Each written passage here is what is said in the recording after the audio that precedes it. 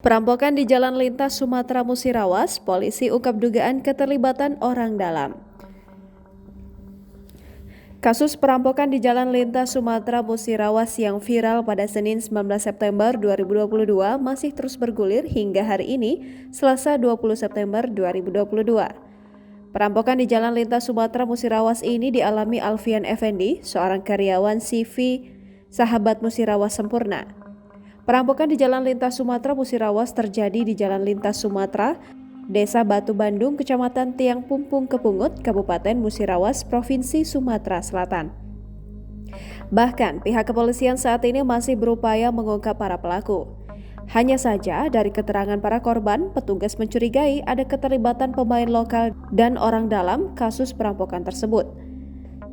Kapolres Musirawas, AKBP Ahmad Gusti Hartono melalui Kasat Reskrim AKP Dedi Rahmat Hidayat mengaku, kasus perampokan yang viral di Jalan Lintas Sumatera Batu Bandung kini sudah diambil alih oleh Satreskrim Polres Musirawas. Kasat menyampaikan bahwa pihaknya sudah mengambil beberapa tindakan mulai dari mendatangi TKP dan sekaligus langsung mengamankan korban untuk diambil keterangannya. Kemudian, hasil pengamanan, tim masih bergerak ke TKP dan melakukan pengejaran terhadap pelaku yang sudah hampir teridentifikasikan.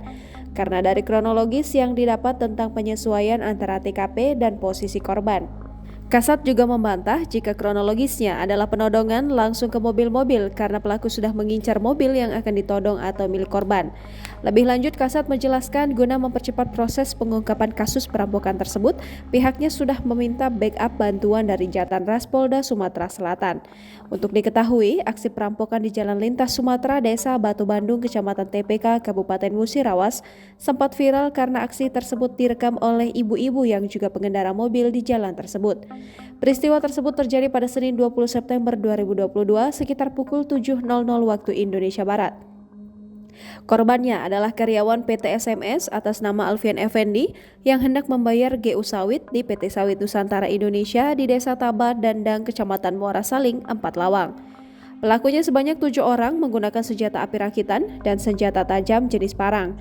Akibat kejadian tersebut, korban mengalami kerugian mencapai 350 juta rupiah, berupa uang tunai 300 juta rupiah dan barang elektronik lainnya. Jangan lupa subscribe, share, komen, dan like ya!